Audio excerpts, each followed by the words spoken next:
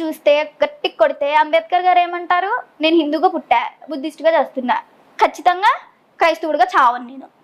ఏంటి మాదికి ఇట్లాంటి వాళ్ళు క్రైస్తవులకి న్యాయం చేయాలని చెప్పి నుంచిన అంబేద్కర్ గారే బాబు నేను క్రైస్తవుడిగా నేను చావును అంటే ఆయనకు అర్థమైపోయింది దీంట్లో ఎంత నీచం ఉంది, ఎంత నికృష్టం ఉంది అని చెప్పి. కానీ ఏంటంటే ఎదుటివాడికి అన్యాయం జరుగుతుంది, వాడు తొక్కేస్తున్నాడు వీడిని అని చెప్పి దాన్ని బట్టి ఆయన రాయడమే కానీ ఆయనకు కూడా అన్నీ తెలుసు అంట. కాబట్టే పోయే ముందు స్టేట్మెంట్ ఇది ఇచ్చి వెళ్ళాడు. దీన్నే ఇది బయటికి తేరన్నా, నేను క్రైస్తవుడిగా చావును, చస్తే ఏదైతే నమ్ముకున్నానో దాంట్లోనే ఉంటా అని చెప్పి దీన్ని బయటకు తీసుకొని రారు. అదేంటంటే రాజ్యాంగాలు.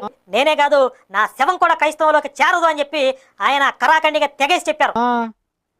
అబ్బచ్చా ఎవరు చెప్పాడ్రా బాబు మీకు? అందరు ఈ సోదిగాళ్ళందరూ కలిసి కొత్త పుస్తకాలు ఏమైనా రాసుకుంటున్నారేంటి అంబేద్కర్ గారి పేరు చెప్పి? అంబేద్కర్ గారు ఎక్కడన్నాడు? నేను వాల్యూములు చూపిస్తున్నానా, పార్టులు చూపిస్తున్నానా, పేజ్ నెంబర్లు చూపిస్తున్నానా, స్క్రీన్ షాట్లు చూపిస్తున్నానా? ఎక్కడన్నాడు? చూపించంటారా దాన్ని? ఎక్కడ అండండి ఆయన మాట. పైగా ఏమన్నాడు తెలుసా? అసలు నా శవం కూడా క్రైస్తవ్యంలో చేరదనని లేదు ఆయన. ఆయన ఏమన్నాడంటే నేను దురదృష్టవశాత్తు హిందూగా పుట్టాను కానీ హిందూగా మాత్రం చావనని చెప్పాడండి.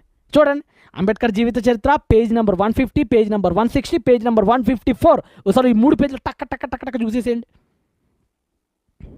ఏమన్నాడండి? దురదృష్టవశాత్తు నేను హిందూగా జన్మించిన హిందువుడిగా మాత్రం చావను అని శపథం చేశారు ఆయన. నెక్స్ట్ 160, నేను జన్మవశాత్తు హిందువుడిగా పరిగణించబడ్డా హిందూగా మాత్రం చావదలుచుకోలేదన్నాడు. నెక్స్ట్ 154లో పగిలిపోయే మాట అన్నాడు. ఏమన్నాడు? హిందువుల దేవుళ్ళంతా దిగొచ్చి బతిమిలాడినా తానిగా హిందూ మతంలో ఉండదలుచుకోలేదని కూడా మరొక సందర్భంలో చెప్పారు. ఏమన్నాడండి?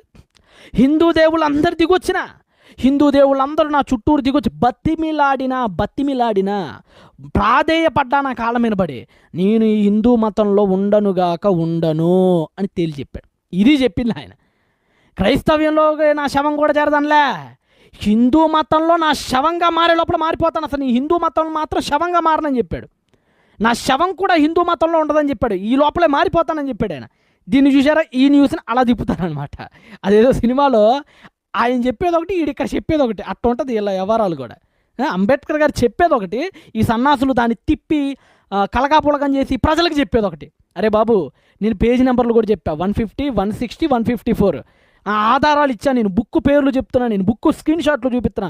మీ బతుకులకి ఏదైనా ఆధారంతో మాట్లాడండి రా, ఆధారం లేకుండా సొల్లు కబుర్లు వాడకంటారా సొల్లుగాలలారా. ఓకేనా? ఇకపోతే